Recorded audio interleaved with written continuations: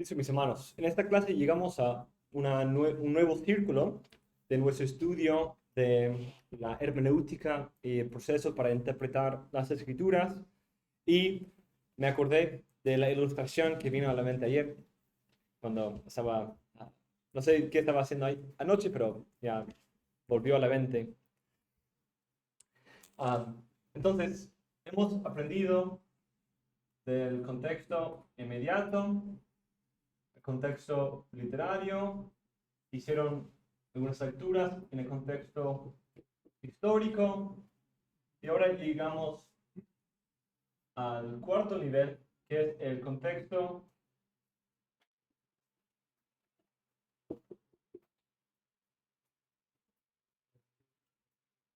redentivo histórico, histórico redentivo.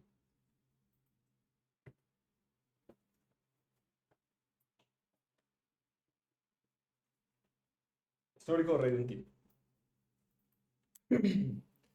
Y en este nivel estamos yendo un poco más allá del texto mismo, no saliendo, no abandonando el contexto, sino el entender que cada texto de las escrituras se encuentra en el contexto de lo que Dios ha estado haciendo, lo que Dios ha estado diciendo desde el inicio de su plan en ese mundo.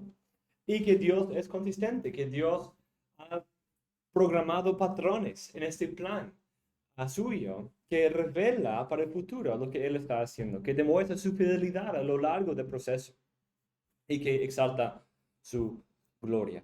Y ese es el contexto histórico redentivo. Entonces, la ilustración que estaba pensando es como cuando uno hace una escultura, una estatua, como pensamos del tiempo de la Reforma, el Renacimiento, y así en esas son esculturas, ¿cierto? ¿Cómo es? Sí. Una estatua, pero para y de ahí tiene todas sus varias herramientas. Um, Se me fue la palabra.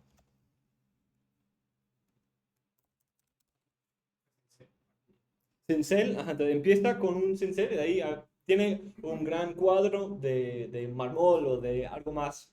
Y va con su cincel y va ahí cinceleando, picando todas las partes, quitando todas las imperfecciones, está refinando, llegando a la forma que quiere de su estatua. Pero de ahí, después de usar el cincel, se va refinando aún más, ¿cierto? Y se convierte a las limas o a esa herramienta que usa, que es como lija, pero más gruesa, quizás metal o algo más, para ir, de ahí ir refinando, cortando y cortando partes pequeñas, que usar un cincel lo destruiría, sería demasiado fuerte para eso. De ahí se va refinando, ¿cierto? Usa una lima más gruesa y de ahí una menos gruesa, y de ahí un poco menos, y de ahí usa una lija bien gruesa, sí, bien gruesa, y de ahí menos, y de ahí menos, y de ahí usa un trapito solo simplemente para quitarle el polvo al final. Y de ahí mira y brilla, es hermoso, es la estatua que tenía. Entonces, en un sentido, ese es el proceso de esos 5 niveles. Empezamos en el contexto inmediato con el cincel y cortando las partes, cortando las ideas que no puede ser, quitando, entendiendo las palabras, cómo funciona. Y de ahí vamos con esas varias limas o hay una mejor palabra para eso. Eso es lo que encuentro aquí en línea. ¿Lima? ¿Lima? Sí, Lima. Sí, lima, ¿se entiende? Sí, ajá. Entonces, es cuando uno tiene algo, quizás metal o de piedra y quiere ir afilando, un cuchillo que quiere afilar y usa esto para suavizar, para quitar esas ah, imperfecciones de la estatua. Entonces, esto puede ser como el contexto literario y histórico, usando, y cuando uno hace eso, y eso es normalmente donde terminan los intérpretes, haciendo lo que se llama la interpretación gramático histórica. Es una buena obra, ¿cierto? Es mucho mejor de lo que muchos pueden hacer. Es algo muy profundo, muy hermoso, que ya ha pasado por mucho proceso. pero se puede refinar un poco más. Se puede pulir un poco más, puede darle un brillo más elegante. Incluso a veces se nota que hay ciertas imperfecciones que no se notaron anteriormente, o quizás hay otro nivel, otra dimensión a lo que estaba ahí que no se dio, que no se mencionó anteriormente.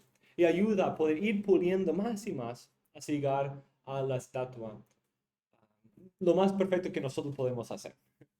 No perfecto porque siempre hay más y la próxima vez vamos a ir y ver más, pero vamos a hacer la lija. Y eso es lo que estamos haciendo ahora, el contexto histórico redentivo. Ese último nivel, ese contexto canónico, en un sentido, como esa lija de agua ahí al final.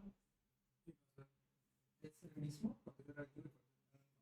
No, es un poco distinto. Vamos a hablar de eso, de hecho, en esta clase.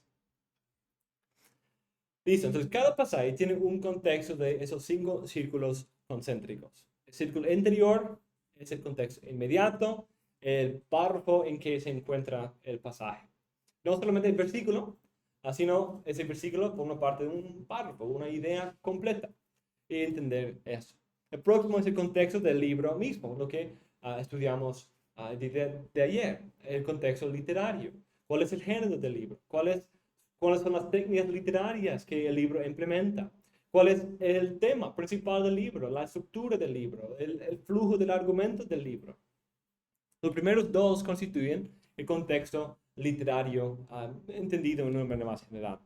El tercero es su contexto histórico, su lugar de trasfondo lingüístico, social, político, cultural, geográfico, social y muchos otros aspectos que también hemos considerado. Y eso puede contribuir al autor, lo que se supone, a cosas que no explica, detalles que usa, imágenes que usa, puede todo fluir de su contexto histórico. Y si unimos a esos primeros dos niveles, tenemos el contexto gramático histórica, la interpretación gramático histórica. El próximo es su contexto en la historia de la redención y su contexto en el canon completo. Entonces, ¿qué rol tiene este pasaje en la historia y la teología de la Biblia entera? Esos dos círculos constituyen lo que se llama el contexto teológico, el contexto bíblico teológico o incluso a veces simplemente el contexto histórico retentivo.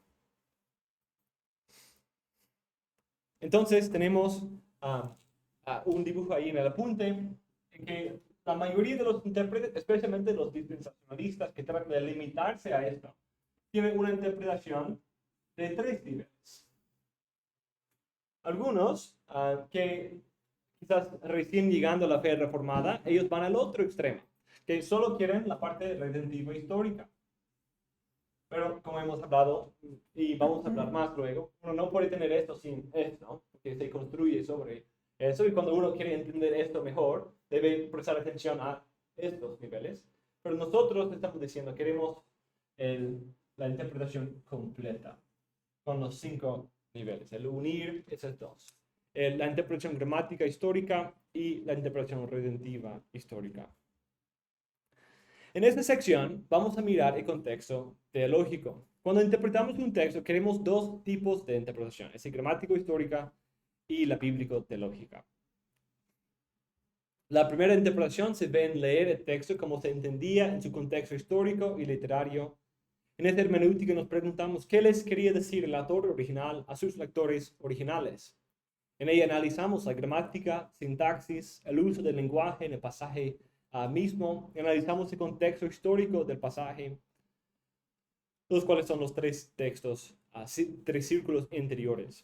El segundo tipo busca cómo el pasaje cabe en la línea redentivo histórica de la Biblia, su lugar en la historia de la redención y la historia de la revelación. La Biblia relata una sola historia que se va desarrollando desde Génesis 1 hasta Apocalipsis 22. Pero cada texto se encuentra en esa trayectoria de revelación. Cada pasaje contribuye algo a esa historia y depende de cosas anteriores. Esos 2 tipos de interpretación son importantes porque enfatizan aspectos diferentes de la Biblia.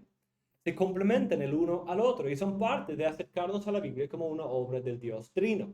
Porque cada persona tiene su rol aquí. Y cuando quitamos la gramática y la historia, En un sentido, quitamos al Padre y al Espíritu. Y cuando quitamos esa parte, quitamos a Cristo, al Hijo.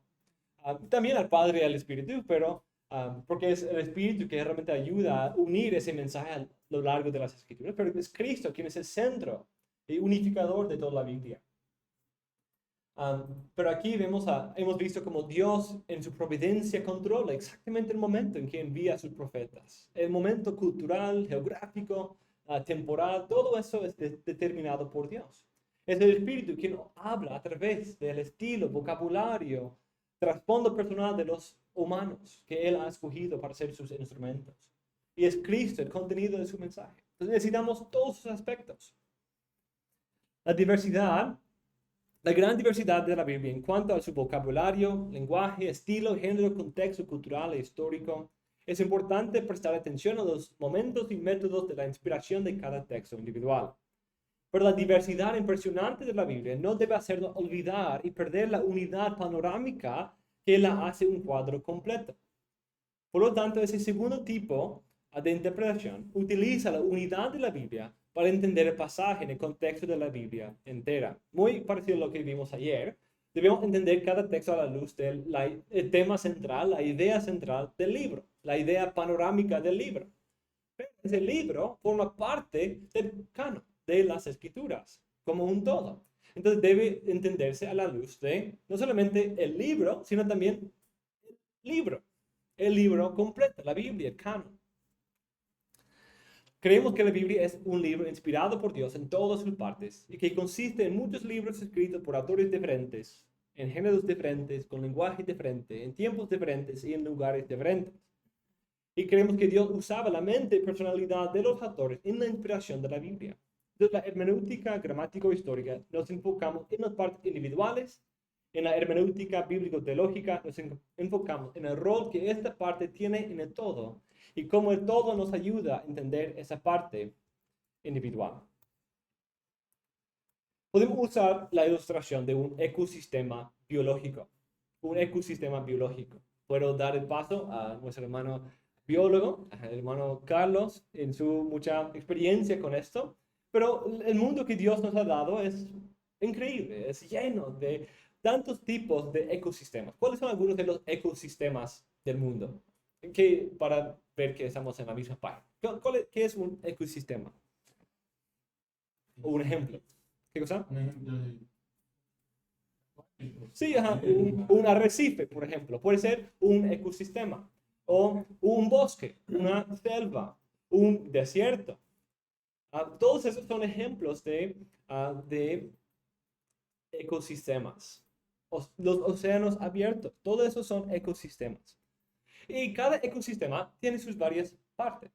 En la base hay los varios contornos geográficos, patrones climáticos que le dan su ritmo, acceso a agua, el cambio, los controles para su temperatura, porque todo eso va a depender. ¿Qué tipo de animales pueden vivir aquí? ¿Qué tipo de vegetación puede vivir aquí? ¿En qué tiempo están disponibles esos recursos? ¿Cómo obtenerlos? Todo lo demás se determina por eso. Entonces tenemos esa cosa básica, la tierra misma. De ahí hay la vegetación. Necesitamos la vegetación. Cualquier ecosistema necesita algún tipo de vegetación. Incluso si es el mar abierto, hay pequeños microorganismos que ayudan y toman el sol y proveen energía para los animales un poco más grandes que comen la vegetación. Y de ahí hay los animales que son un poco más grandes que comen a estos animales. Y también quizás también la vegetación. Y de ahí hay más grandes que comen a esos animales. Y de ahí hay en la cima, en el clímax de esa cadena de comida. Y ellos comen a todo lo demás. Entonces, todas estas piezas tienen su rol, ¿cierto? Si uno pierde uno de estos organismos, pierde uno de estos animales, si la vegetación se seca y se muere, ¿qué sucede? Empiezan a morirse todos, porque no tienen esa base para dar el alimento y nutrición a todos los demás. Incluso si se pierde uno de los animales en medio, un animal que depende de ese para su comida, termina muriendo. O quizás los que antes fueron comidos por ese animal, empiezan a sobrepopularse, empiezan a también tener problemas entre sí de población, de competir por los recursos, que ahora hay demasiado y no hay la vegetación suficiente para todos. Y hay problemas. Cuando el agua se seca, cuando hay un cambio repentino en el clima o en la geografía, todo eso puede afectar. Cuando un bosque es cortado, ¿qué sucede? Muchas veces, como tu problema ahí con los cangrejos que estamos hablando el otro día, o ¿cómo es? Manglar. Sí, ajá. Ahí en los manglares que están cortando, están usando para otras cosas y no replantando, y termina que esos ecosistemas terminan muriendo y las poblaciones de camarones o de cangrejo o de lo demás se van disminuyendo porque no se ha cuidado bien, porque hemos cambiado los ecosistemas sin proveer por su sustentabilidad. Cada organismo tiene su rol en el ecosistema, contribuyendo a algo, un lugar. Cada ecosistema necesita uno que come los bichos. Cada ecosistema necesita algo que come las cosas muertas. Cada ecosistema necesita algo que come la vegetación y puede convertirlo en energía para otros animales. Cada ecosistema necesita un predador dominante. Todo ecosistema necesita ese balance y depende los unos de los otros. Los textos de la Biblia son algo parecido, aunque muy diversos, como todo ecosistema. Cada parte tiene su función, una contribución de cada texto, y cada texto depende del fundamento puesto anteriormente y del desarrollo futuro que se anticipa. Por lo tanto, en la interpretación gramático-histórica, prestamos atención al organismo particular, estudiando los lobos, estudiando a la vegetación, estudiando cosas específicas, una parte específica de ese ecosistema. Pero parte de eso es entender de qué depende este organismo para sobrevivir, que contribuye a los otros para que ellos sobrevivan. Y un ecosistema tiene que entenderse de esa manera. Y como hablamos con Carlos el otro día, eso es lo que se perdió en esas destrucciones del ecosistema. No tomaron en cuenta la dependencia de todos los otros animales en esos árboles o en esta vegetación. Y afectar eso, afecta a todo lo demás. Quitamos esto y los otros también sufren. Entonces, los textos bíblicos también todos tienen su lugar. En la interpretación redentivo-histórica, construyendo sobre el fundamento de un buen estudio del texto específico, consideramos como el resto del ecosistema nos puede ayudar a entender por qué el texto habla de cierta manera, o por qué da cierto detalle, o presenta una historia de cierta manera. Además, consideramos cómo este texto ayuda a proveer contraste, coherencia o balance al gran ecosistema de la Biblia. Esas dos formas de interpretación no son dos sentidos o dos interpretaciones distintas. No es que llegamos a un sentido aquí y otro sentido cuando hacemos la teología bíblica, sino es todo parte de la misma interpretación. Y en otra ilustración que he usado es la diferencia no entre una torta y un pie, sino una torta medio cocida o completamente cocida. Es la misma torta, pero se ha llevado todo el proceso necesario para llegar a la profundidad de su entendimiento, de su sentido. La interpretación gramático-histórica debe proveer la base para la teología bíblica, pero siempre debemos dar este otro paso para entender el pasaje más plenamente. Como Hegabir dice, la consideración del contexto literario inmediato de los versículos del Antiguo Testamento, la idea gramático-histórica, que es lo que la mayoría de los exégetas afirman como parte esencial del método histórico-gramatical, debe, por lo tanto, complementarse con el contexto literario canónico. El contraste, el contexto literario inmediato y el contexto literario canónico. Necesitamos las dos ideas. O como Derucci dijo, en su definición de contexto literario, era entender el texto a la luz del libro entero, el Testamento y la Biblia en ese orden. Es lo que él dijo. Pero es algo muy parecido. Saltar esos otros pasos también. Nunca hemos dicho que la regla de la interpretación es la gramática, ni historia, ni lo histórico redentivo. Lo que hemos dicho es que el contexto es el rey de la hermenéutica. La interpretación gramático-histórica y redentivo-histórica enfatizan dos aspectos complementarios del mismo contexto. Si solo nos quedamos en la gramática e historia, tenemos un contexto parcial. Y si solo nos quedamos en la historia de redención o el contexto canónico, tenemos un contexto parcial. Pero estamos buscando una interpretación completa y profunda. Entonces, ahora, teniendo esa relación entre la gramática y la historia, lo que ya hemos visto, los 3 primeros círculos, y ahora esas nuevas 2 que vamos a estudiar, ¿cuál es la relación entre ellas dos? Esos 2 otros niveles, el contexto redentivo histórico y canónico. La relación entre estos 2 últimos círculos del contexto es bien estrecha. Y de una perspectiva uno pudiera unirlas y simplemente decir el contexto bíblico-teológico. Pero yo creo que si hacemos eso es fácil perder de vista parte de ello, porque es algo muy grande, muy amplio. Entonces, entonces también en cuanto al contexto inmediato y contexto literario, pudiéramos unir los dos y decir simplemente contexto literario. Pero creo que es importante tomar el tiempo para estudiar la gramática, la sintaxis del texto mismo, estudiar las palabras y asegurar un buen entendimiento de ese fundamento antes de ir más allá. Porque como hemos dicho en la clase anterior, el libro entero tiene sentido porque los textos individuales tienen algún sentido. Entonces, en un sentido estamos tratando de apreciar esa diversidad y asegurar que hagamos bien nuestro trabajo.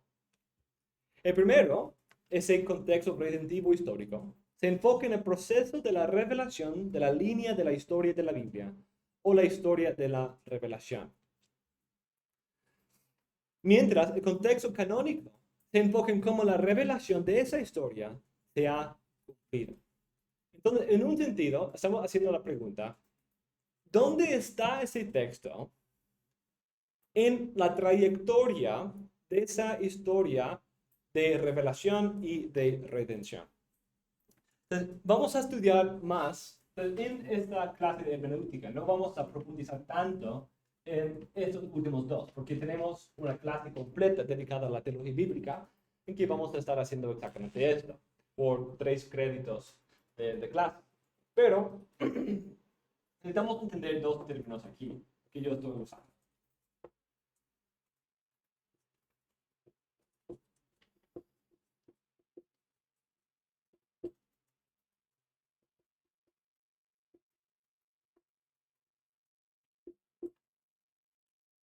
La historia de la redención y la historia de la revelación. No son 2 historias distintas, ¿cierto? Pero creo que es útil distinguirlas. La historia de la redención se enfoca en los varios actos, pactos y actividades de Dios a lo largo de esta historia. Y ahí vemos aún más claramente la tipología y cosas así, como Dios en varios momentos de sus actividades, de sus instituciones que Él establece en esa historia, sirve para apuntar a otros momentos en esa historia. Pero la revelación son las palabras que acompañan estas obras. La redención siempre funciona así. Dios da palabras de anticipación y palabras de explicación. Palabras anteriores que dan anticipación, que prometen, que explican, que nos ayudan a esperar, y también la explicación de lo que sucedió. Por ejemplo, cuando llegamos al Éxodo, es una sorpresa que esto sucede. No si hemos leído el libro de Génesis, porque es justo lo que Dios había explicado a Abraham, lo que incluso se esperaba en Jacob, en su esperanza de ser nacido y donde él es nacido, y José, que quiere que sus hijos le lleven sus huesos ahí. Hay esa esperanza de que van a salir de Egipto. Y eso es exactamente lo que sucede. No es algo de sorpresa. Entonces, la revelación y la redención van de la mano. Dios obra, Dios habla, Dios obra, Dios explica. Entonces, allí hay una conexión muy íntima, porque nosotros llegamos a esos eventos a través de los textos, a través de la historia de la revelación, de la palabra inspirada. Y mucho de lo que nosotros vemos de los textos es entender cómo se ha escrito, cómo se ha explicado, cómo se ha pintado el cuadro del evento. Entonces queremos entender este punto. y prestar mucha atención a esa trayectoria. Entonces, estas dos historias van en toda la Biblia en una trayectoria a un lugar específico. Se lanzó la pelota al principio y está en todo su camino. Pero hay que recordar que todo texto fue inspirado, dado a nosotros, todo evento redentivo vino cuando, aunque había una idea de lo que venía, de lo que ya se había prometido, de los patrones a lo largo del plan, de las promesas futuras del Señor, había una idea borrosa de lo que venía. Pero todo texto viene en un momento específico de esa trayectoria. Todo texto es parte y construye esa trayectoria. El contexto histórico redentivo se enfoca en progreso y desarrollo. El contexto canónico se enfoca en la plenitud de revelación que el canon completo nos provee. Entonces, para distinguir de una manera sencilla lo que yo llamo el contexto histórico redentivo y canónico,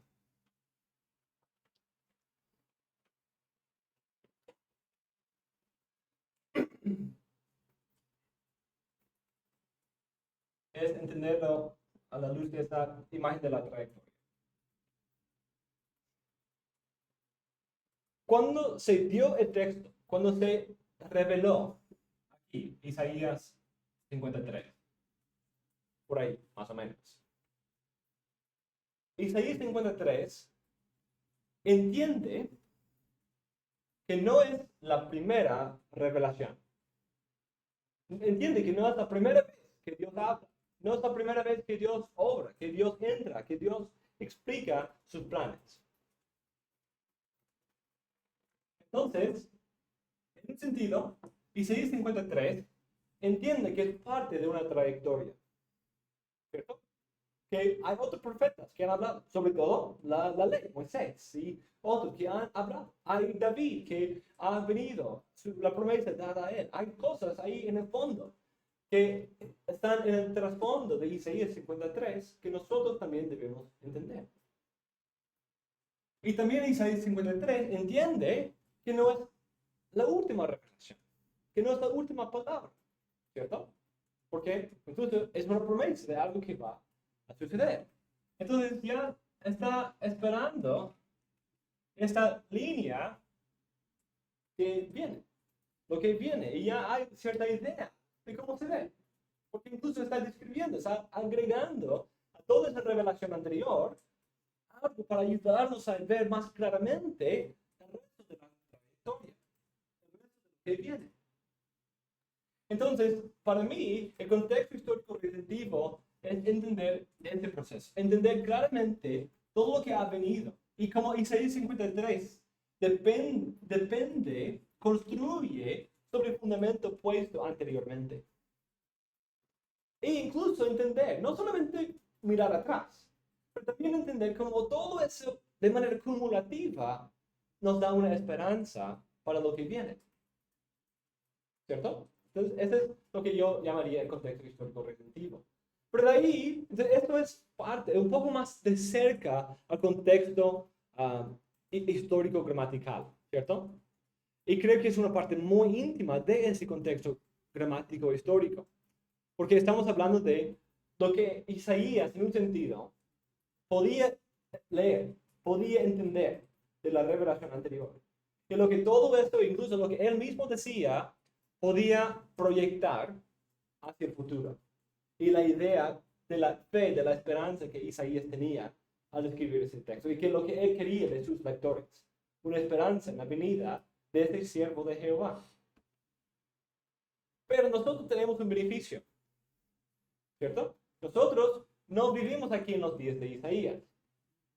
Nosotros vivimos aquí. No al final todavía, sino muy cerca, que venga nuestro Señor. Entonces, toda esa trayectoria sigue construyendo sobre Isaías 53 y todo lo demás.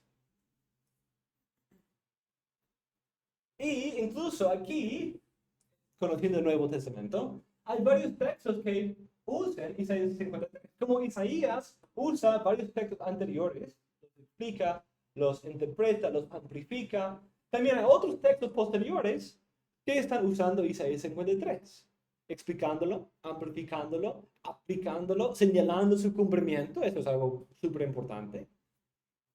Entonces, ¿qué beneficio tenemos de poder ahora no solamente pararnos donde está Isaías, sino mirar un paso más allá, más cerca de nosotros ahora, y ver toda la trayectoria de la revelación?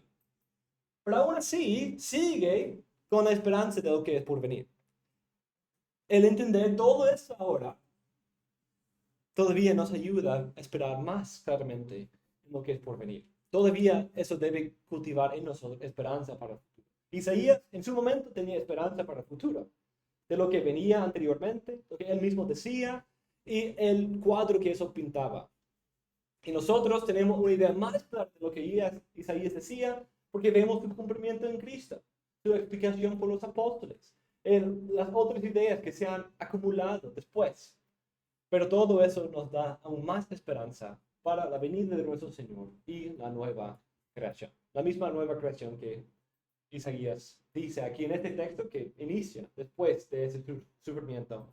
Y luego ese mismo siervo va a traer en capítulo 63.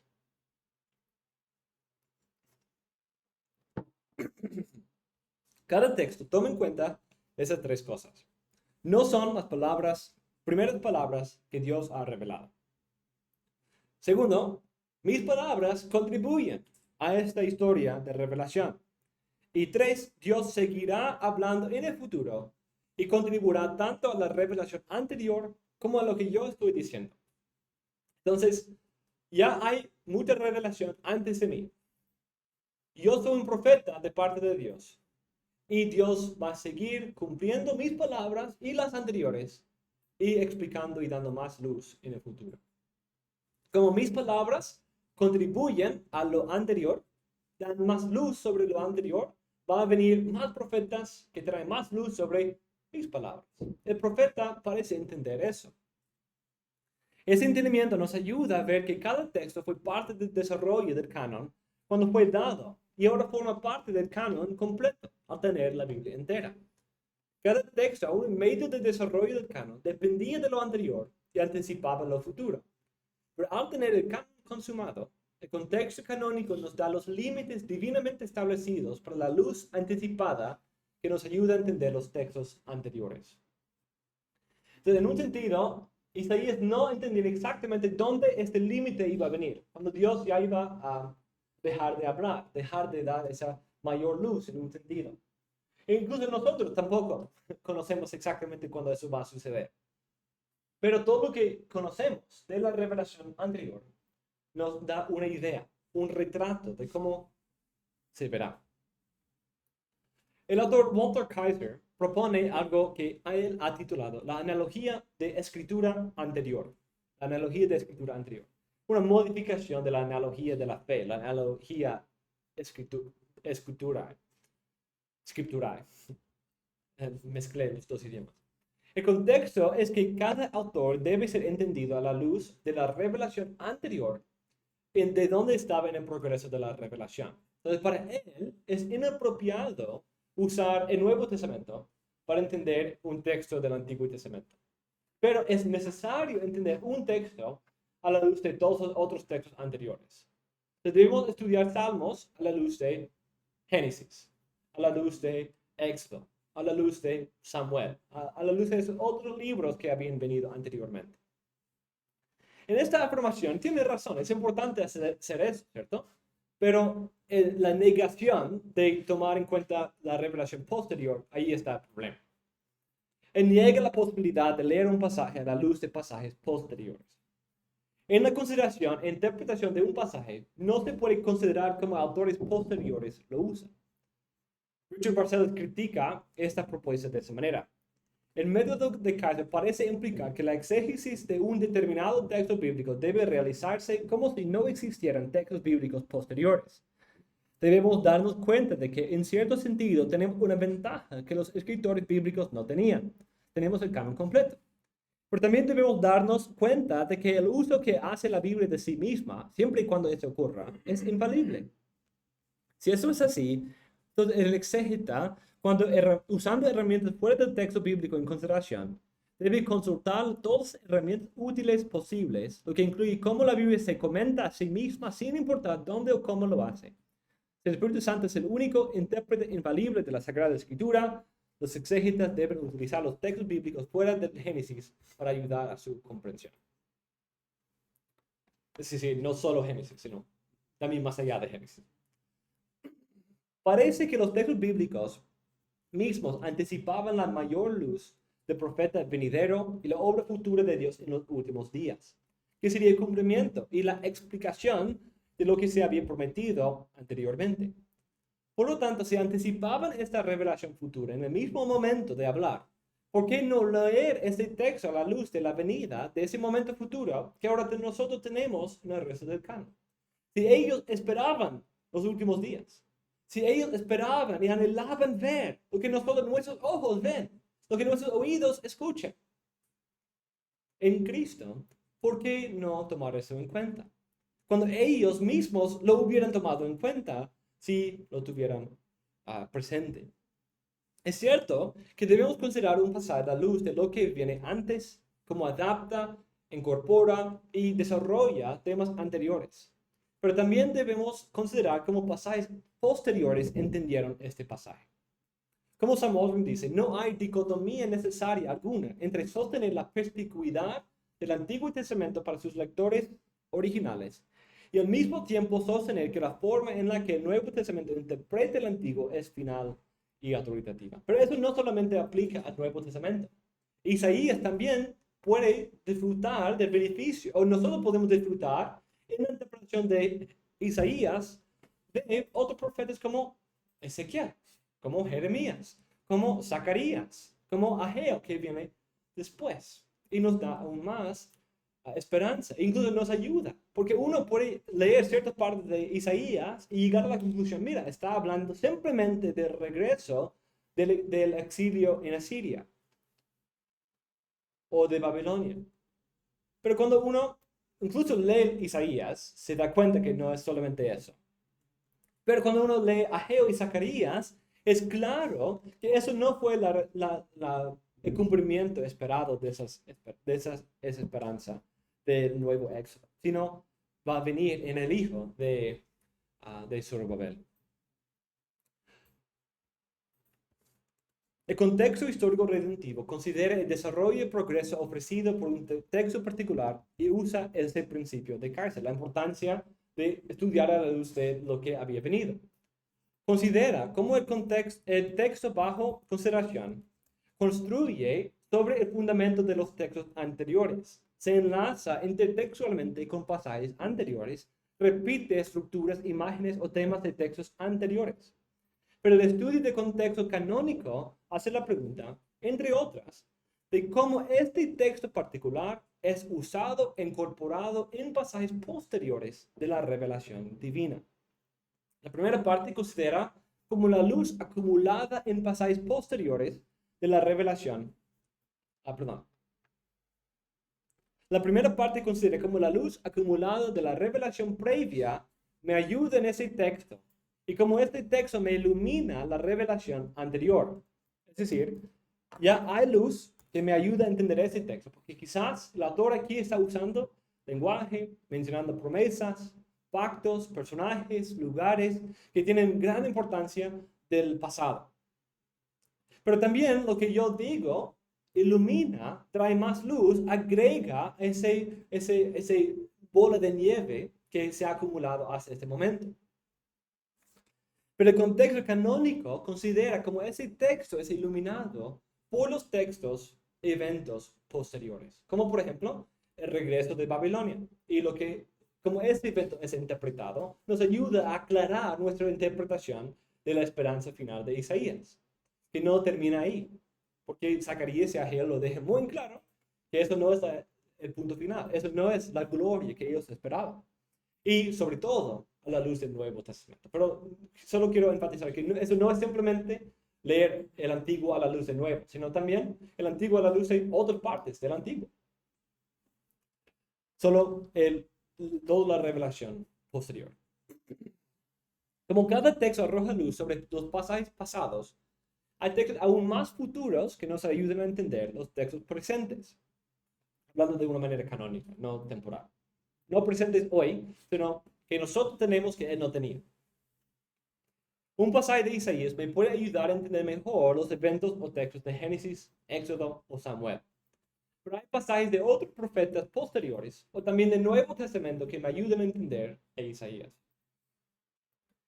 Entonces, tomar en cuenta la revelación accesible a Isaías, la revelación anterior a Isaías, la luz cumulativa de esa revelación, lo que Isaías agrega y aporta a esa revelación. Y como todo eso me da esperanza para el Mesías, eso es lo que yo llamo el contexto histórico redentivo. Pero tomar en cuenta como otros profetas reflexionaron sobre Isaías, interpretaban a Isaías, implementaban, usaban los mismos temas, imágenes, palabras, frases que Isaías, hablaban de los mismos pactos, las mismas promesas, o incluso proclamaron el cumplimiento de esas promesas en el Nuevo Testamento. Debo tomar en cuenta esa realidad también. La idea de Kaiser de la consideración de revelación anterior es muy parecida a lo que yo llamo histórico redentivo, pero no es exactamente igual. Un contraste importante es que el entendimiento de la historia de la redención y el lugar de un pasaje en esa historia no es solamente retrospectivo, es decir, lo que viene anteriormente, sino también tiene en cuenta que el clímax de esa historia es Cristo, que esa historia ya tiene los carriles puestos hacia su destino en Cristo, que Cristo ya es el centro de este texto, que ya hay una trayectoria que podemos predecir, ¿cierto? Como simplemente tenemos que poner la velocidad, la altura, el ángulo en nuestra fórmula y ya tenemos ahí, ya podemos decir, va a llegar aquí. Simplemente tenemos que tomar el tiempo para hacerlo. Si yo tiro, incluso nuestro cerebro sabe hacer eso. Cuando uno está jugando pelota o está jugando fútbol americano o cualquier otro, básquet, cuando a alguien le pasa, predice cerebralmente, sin tener que pensar, sin tener que escribir una fórmula, y decir como, detén la pelota ahí en el aire, tengo que hacer una fórmula para ver dónde va a caer. Sí, no, el cerebro es excelente en hacer en el instante, hacer esas calculaciones. Es decir, mira, aquí va a llegar, entonces yo tengo que correr y llegar ahí. ¿Cierto? ¿Han notado eso? O cuando uno está manejando y como el cerebro ya traza el camino. Hay que esquivar los baches aquí, tiene que ir a esa velocidad para evitar esto. Y está haciendo esas calculaciones todo el tiempo. En un sentido, la fe hace eso con las escrituras.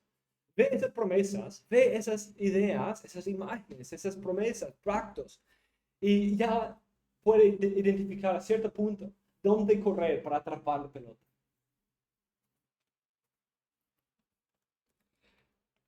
La historia de redención en sí, desde el principio, apunta hacia el futuro. Aunque el estudio del contexto histórico redentivo se enfoca en cómo está utilizando temas o ideas anteriores en la revelación y está dando pasos en la historia de la redención, todavía se debe recordar que la historia de redención desde el principio tenía una meta o fin que alcanzar. Por esa razón, la consideración del contexto histórico redentivo es tanto anterior como posterior. ¿Cómo desarrolla este pasaje los temas y enseñanzas de pasajes anteriores? ¿Y cómo es que este pasaje anticipa y apunta adelante a realidades futuras? Entonces, una idea para ilustrar la importancia de hacer esa distinción. Quizás uno está diciendo, pues, no quiero hacer todo ese trabajo, simplemente quiero saltar al Nuevo Testamento y cómo el Nuevo Testamento interpreta un texto del Antiguo Testamento. Y quizás en cierto contexto está bien. Pero creo que eso produce un par de problemas. Uno, nos hace perezosos. Dos, nos hace quizás cuestionar. Decir, ok, Pablo dice eso acerca de ese texto. Realmente No sé cómo, por qué o cómo encontró eso en el texto, pero simplemente lo voy a creer. Y otros incluso ven ese mismo problema y llegan a decir, pues, aunque lo interpretó mal, yo sé que por el Espíritu Santo esa es la interpretación correcta.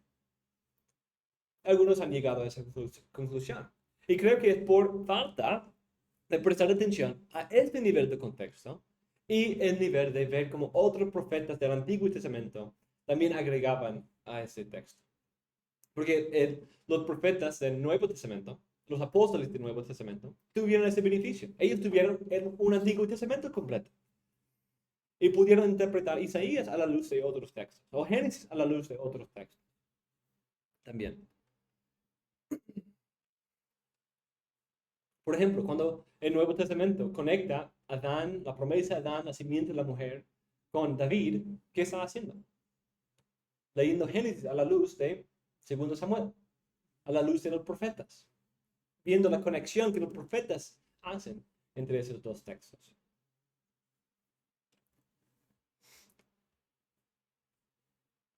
Por esa razón, entonces, creo que eso es una consideración muy importante. Porque el hacer esta pregunta, ¿qué está viendo aquí el profeta? ¿Qué está viendo aquí ese autor, incluso del Nuevo Testamento, aplica? ¿Qué usa? ¿De qué depende del pasado? ¿Sobre qué fundamento está construyendo? ¿Cómo está implementando, usando o modificando, aplicando la revelación anterior en lo que está diciendo? Y creo que hacer esto nos ayuda mucho más a poder entender cómo el Nuevo Testamento lo va a usar. Cómo va a poder ver un cumplimiento cristocéntrico en este texto. Creo que se da más claridad cuando se considera a la luz de este nivel del contexto. Cómo este profeta mismo está esperando en ese Mesías debido a toda la luz anterior. Podemos pensar de la trayectoria de una pelota, como hemos visto. Si tira una pelota, ya tiene una trayectoria. Con un poco de análisis, ya se puede considerar dónde va a tocar o parar. Si paramos la pelota en medio de su trayectoria, podemos analizar la línea que ya había viajado. Y de eso ver lo antecedente y también ver la trayectoria de hacia dónde va. O también la metáfora del tren. Un tren solo puede llegar a ciertos destinos, porque tienen que seguir sus carriles. Y Dios pone los carriles cuando hace sus primeras promesas, incluso en el pacto de redención. Él pone los carriles de esa historia. Y tiene varios carros, esos vagones que se van llenando de información, llenando de contenido y acumulando su inercia, su momento, para que ya al final de Isaías, al final de otro libro de los profetas, ya, de hecho, al final de Pentateuco, ya no se puede detener. Ya hay tanta esperanza, tantas promesas llenas de imágenes mesiánicas del futuro, del nuevo pacto, de un rey, de la gloria del Señor con su pueblo, con un nuevo Edén, una nueva creación. Todo eso se encuentra en el Pentateuco. Entonces, después de esto, ya tenemos una idea bastante clara de hacia dónde vamos. Pastor, ¿puedo tocar algo? Sí, ajá. Cuando ocupamos estas herramientas, ¿verdad? Más o menos cuando uno escucha con entonces, pero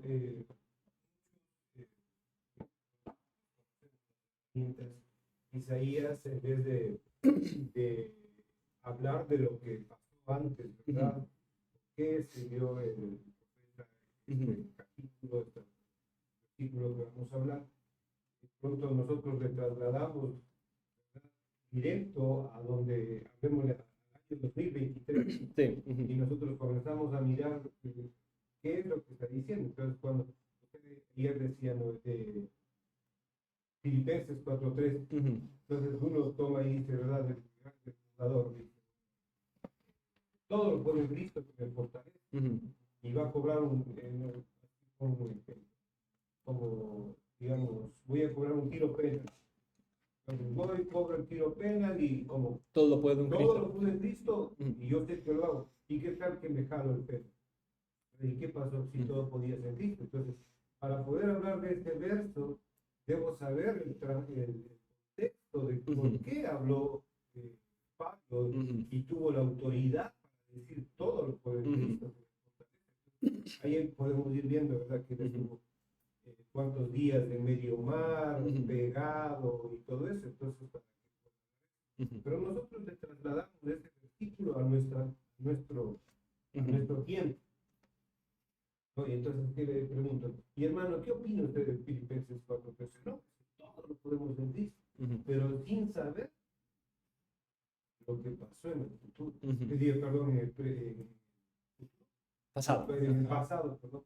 En el pasado, ¿verdad? Para que Pablo pueda hablar eso. Sí. Entonces, usted nos está enseñando, claro, uno debe saber, ¿no?, las imágenes, qué es lo que hubo para poder llegar a Isaías. Sí, exacto. Y eso es un beneficio de leer la Biblia canónicamente, ir como leyéndolo en su orden canónico. Es útil. Pero también eso es parte de la vida de meditación, vida de vivir en la palabra del Señor, de pasar tiempo en la palabra y cada año yendo un poco más, conociendo un poco más, memorizando un poco mejor, conociendo un poco mejor la palabra del Señor. Y de hecho cuando jala su penal, de ahí se manifiesta si realmente entendí ese texto o no. Si se rechaza, Señor, ¿por qué me abandonaste? Una buena muestra que no entendió el texto. Pero cuando incluso pierde y sirve al Señor, entonces quizás sí entendió el texto. Pero de hecho, justo en eso, es una muestra de no que va a ganar en todo, pero incluso cuando pierdes, si vas a confiar en Cristo y saber que eres completo en Él o no.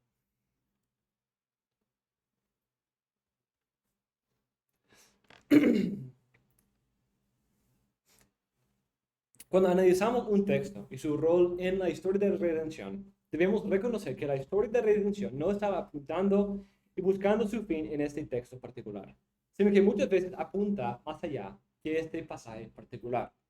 Y este solo se encuentra en la trayectoria de la historia en cómo todo se dirige hacia Cristo.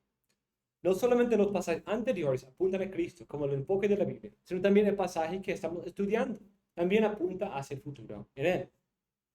En ese sentido, nuestro entendimiento de la intención trinitaria de la Biblia nos ayuda mucho. Si recordamos el hecho de que el autor primario de la Biblia es el Dios Trino, obrando a través de hombres en pacto con Dios, nos ayuda a entender que un pasaje se debe entender a la luz de la revelación anterior, presente y posterior.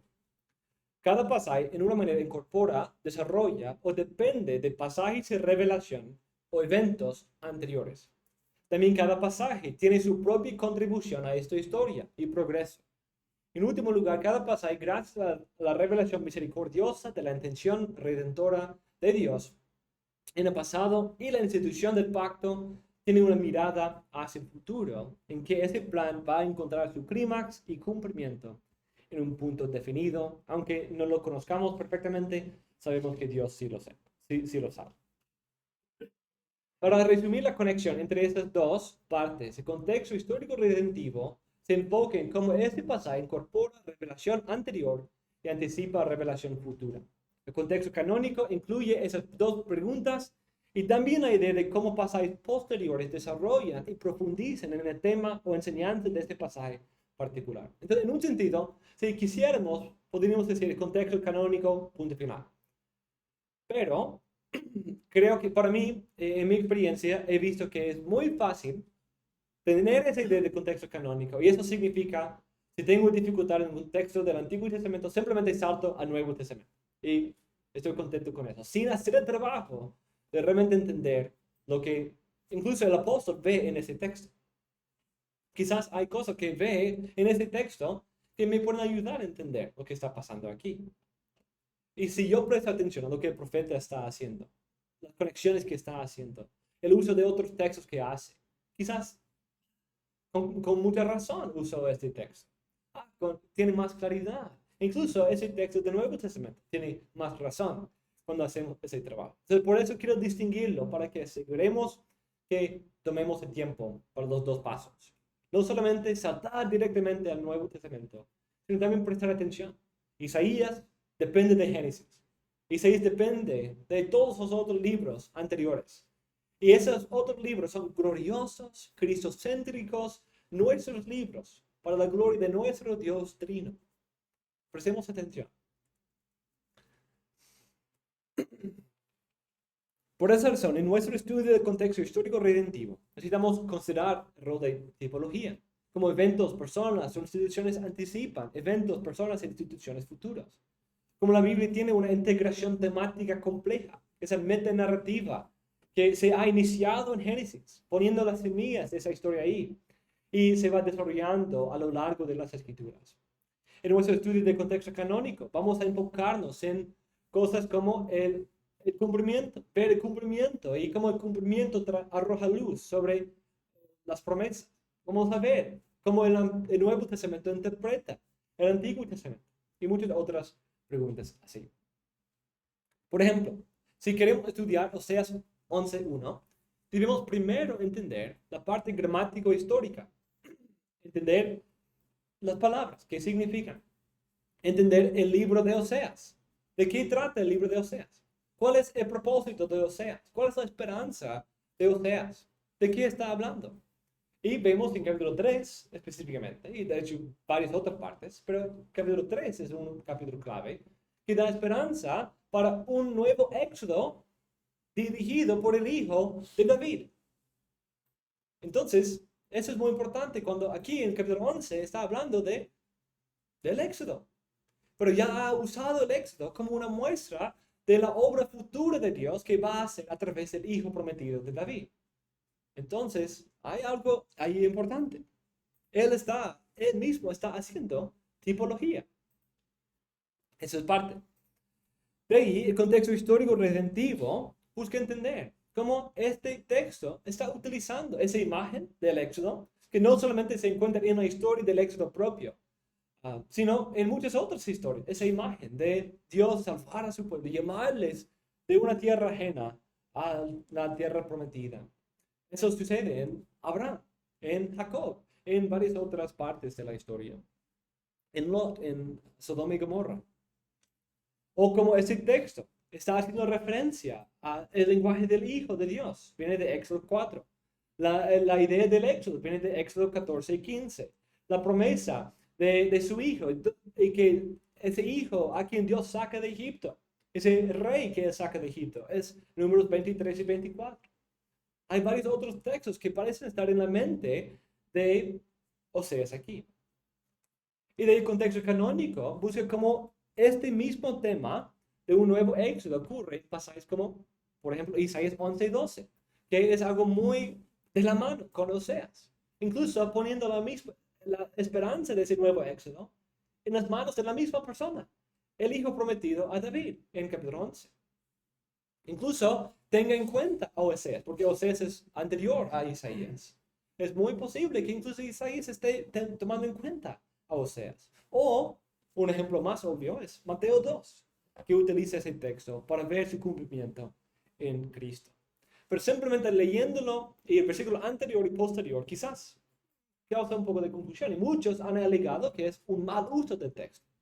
Pero entendiéndolo a la luz del libro completo, incluso eso ayuda. Pero de ahí, viéndolo a la luz de la revelación anterior, la revelación de otros profetas que quizás comenten o agregan a esa misma idea, todo eso nos sirve para ver que Mateo tenía mucha razón en la manera de usar ese texto.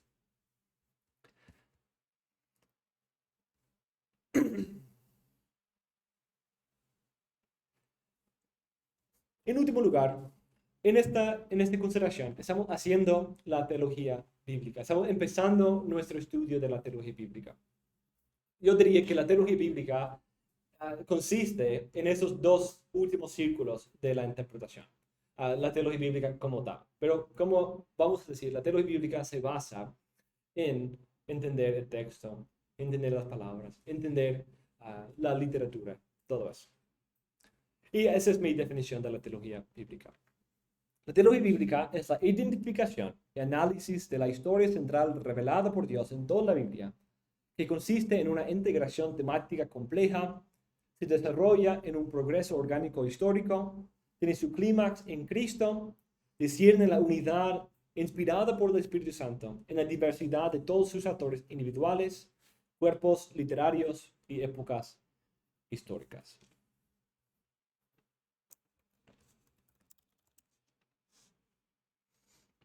Y eso vamos a hacer y a considerar más completamente en nuestra clase de teología bíblica.